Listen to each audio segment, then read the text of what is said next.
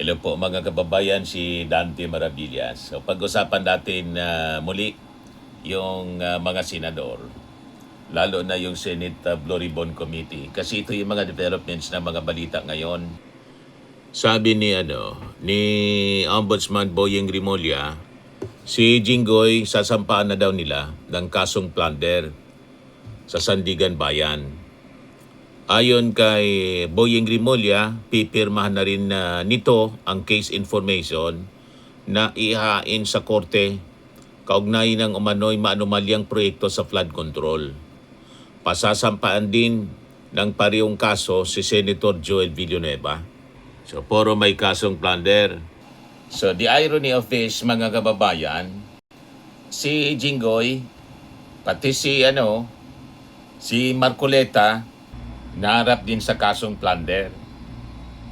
Pero pareha silang vice chairpersons, mga kababayan, ng Senate Blue Ribbon Committee.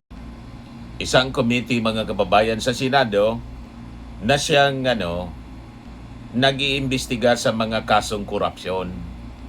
So lumalabas ngayon yung mga salarin sa korupsyon, investigador na po.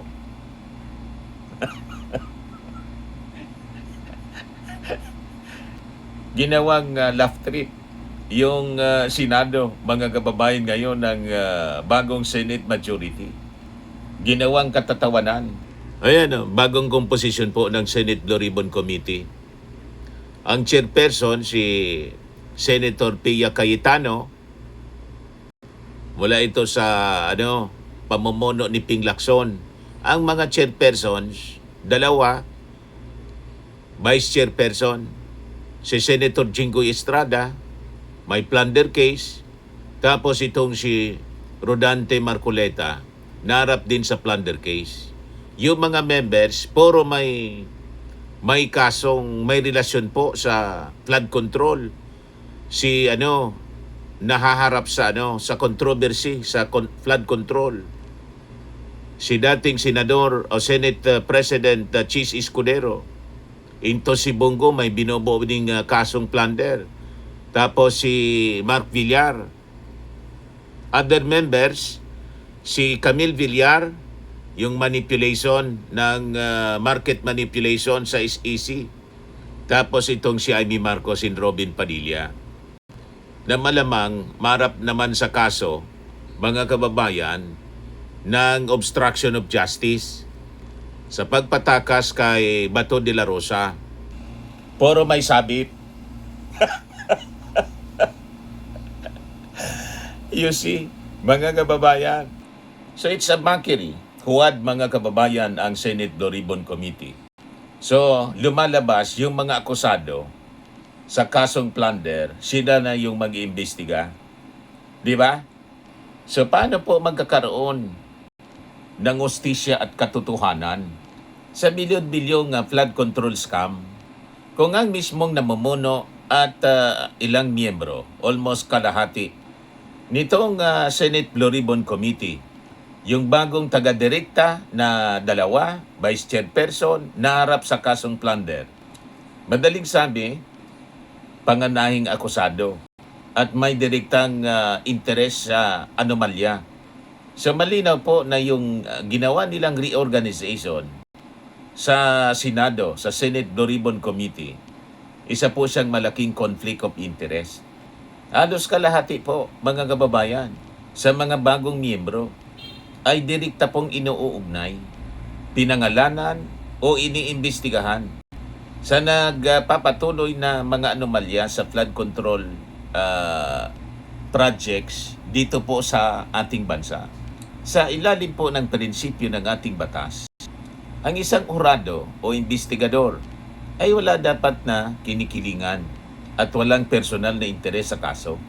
Sabi nga sa Latin, nemo iudex in causa sua. No one should be a judge in his own case.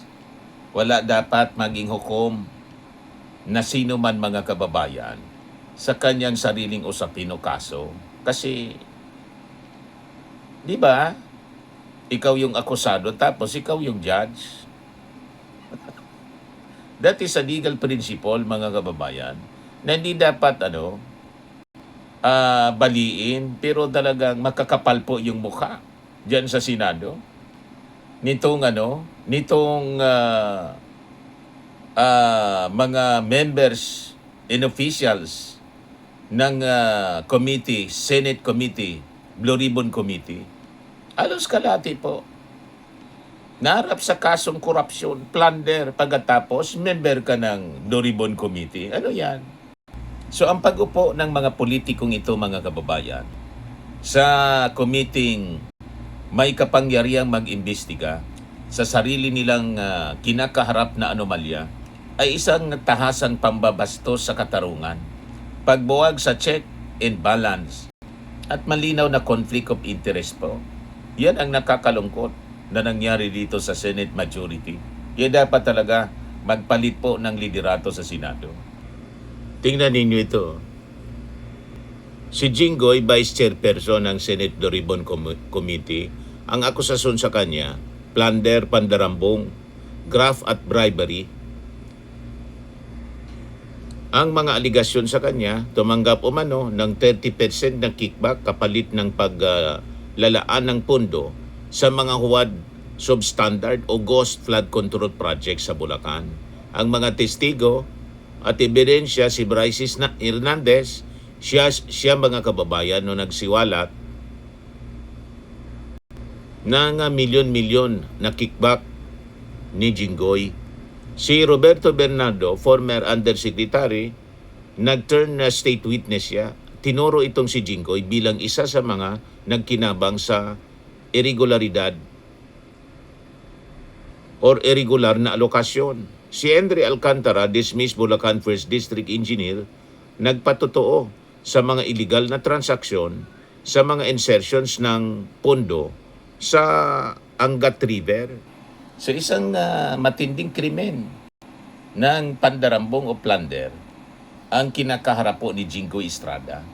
So paano magiging credible ang isang Vice Chairperson ng Senate Blue Ribbon Committee kung ang sarili niyang driver at matataas na opisyal ng DPWH tulad ni dating DPWH Undersecretary Roberto Bernardo ang mismong nagturo sa kanya, mismong naglaglag sa kanya. So posibleng ang kanyang pag-upo rito bilang Vice Chairperson ng Senate Blue Ribbon Committee ay hindi para maghanap ng hustisya, kundi para gamitin ang kapangyarihan, mga kababayan, ng committee bilang panangga sa sarili niyang kaso. Ngayon, isa pa si Rodante Marcoleta, Vice Chairperson din. Ang akusasyon, issue ng 500 milyong allocables pork barrel. So paano siya nagsimula? Noong unang bahagi ng May 2026, binunyag ni Senator Ping Lacson sa isang kapihan sa Senado na si Marcoleta ay nakatanggap ng 500 milyong halaga ng mga infrastructure at flood control projects. Ang ebidensya, ang impormasyong ito ay nakabase sa mga handwritten notes ng yumaong DPWH Undersecretary Catalina Cabral. Lumabas din sa mga ulat na narinig ni Lacson ang tungkol sa bukulan o sabuatan mula sa isang kongresista noong kumpirmasyon ni dating DPWH Secretary Manny Bunuan sa Commission on Appointments kung saan si Marcoleta ang chairman ng Public Works Committee. So bakit naging kriminal? Bagaman ang paghiling ng allocable sa pagsingit ng proyekto ay hindi automatikong illegal, binigyang diin ni Lacson na nagiging kriminal ito kapag ang mga pundong hiningi ay napunta sa mga substandard o ghost projects, mga proyektong binayaran pero hindi naman ginawa.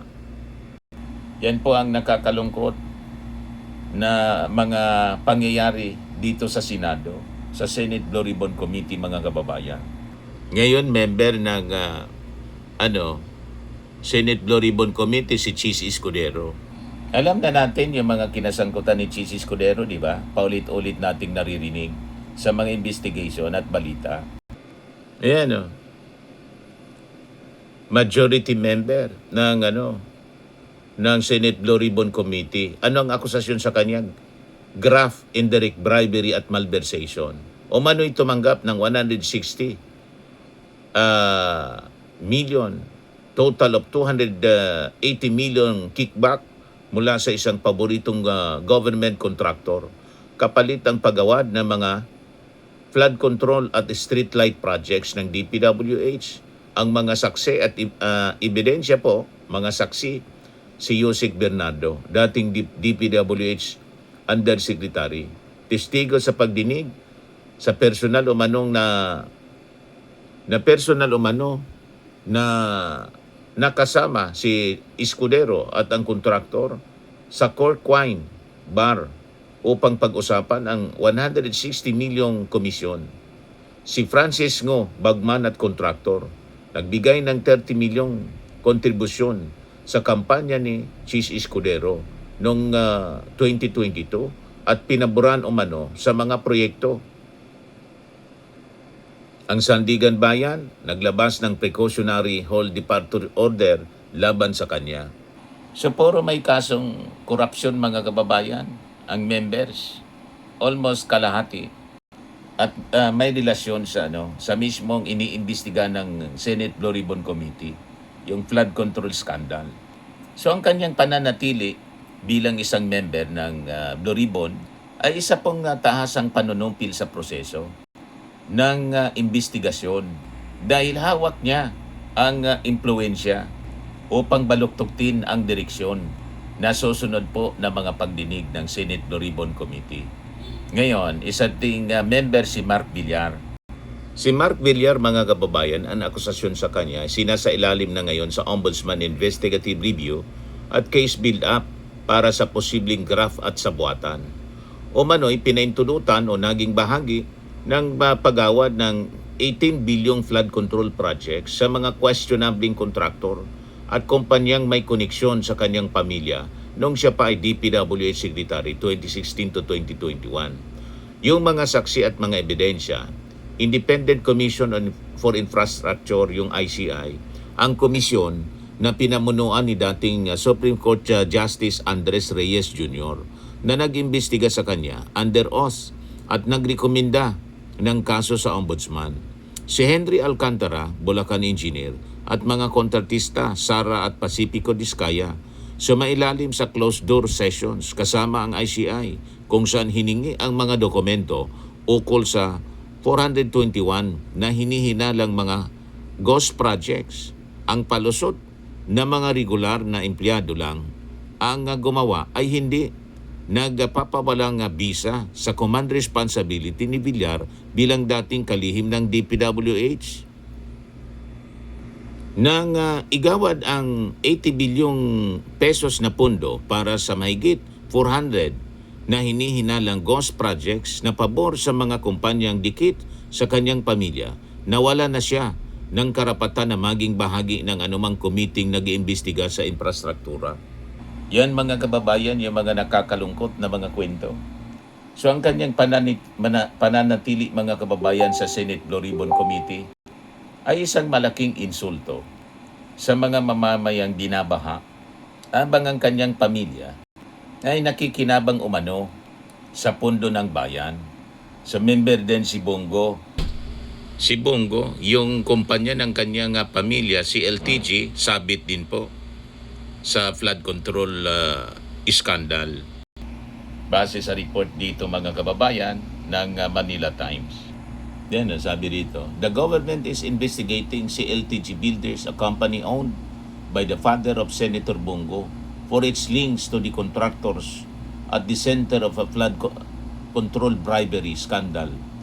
Si Sara Rowena Sara and Pacifico Curly Discaya Public Works Secretary Vince Dizon said Thursday, "Today we will start our investigation into the possible links of the CLTG Corporation to the Discaya Company starting in 2016 because it was the Discayas themselves who admitted before the Senate Blue Ribbon Committee hearing that their business exponentially grew starting in 2016, sabi po ni Vince Dizon." So puro sabit mga kababayan sa flood control anomalies. Ang halos kalahati ng members nitong Senate Blue Ribbon Committee na dapat mag-imbestiga. So paano? Paano yan mangyayari ang impartial investigation, mga kababayan, na yung mga investigador sabit. Ganon din mga kababayan si Joel Villanueva na sabi dito kakasuhan na din ng Office of the Ombudsman, plunder. Di ba, mga kababayan? Si Joel Villanueva, mga kababayan, ang naging pangunahing arkitekto ng bagong mukha ng committee ito sa Senate Blue Ribbon Committee. Bilang acting majority leader, siya yung mismong nagmosyon sa plenaryo para patalsikin po si Senator Ping Lacson, ang tanging pinuno na naglakas loob na mag-imbestiga sa kanya at magrekomenda ng kasong plunder laban sa kanya. So ito, mga kababayan, ay isang klasikong halimbawa ng pagbabalasa ng baraha upang protektahan yung kanilang sarili. So paano po natin maasahan ang isang patas na pagdinig kung ang taong may kapangyarihan na magdikta ng direksyon at mag-schedule ng mga pagdinig sa Senado, yun ang trabaho ng majority leader, ay siya rin taong nakapila para makasuhan ng korupsyon sa parehong issue. So yun ang tanong, mga kababayan. So ang pagtanggal kay Lacson at pag-upo ng mga kaalyado, malinaw po hindi reorganization, kundi isa pong sistematikong sabuatan ng pagtatakip o cover up. Isa pong institutional cover up ang nangyayari sa Senado. So kahit anong bihis ng bagong pamunuan, mga kababayan, nitong Senate Blue Ribbon Committee, hindi po maitatago ang katotohanan. Ang mga pabor ng flood control scam, mga bapor ng flood control scam, ay pinapatakbo ng mismong mga kapitan at mga crew na may bahid ang kamay. Wala po, mga kababayan, integridad ang isang committee. Ang nag-iimbestiga ay mga taong mismong dapat na makulong. Kasi sila mismo yung sangkot. Imagine, mga kababayan, yung mismo mga salarin, sila na ngayon ang investigador. Di ba ginawa nilang katawa-tawa yung Senate Blue Ribbon Committee? Naging laughing stock, a mockery of justice ang ginawa ng bagong pamunuan, liderato ng Senado.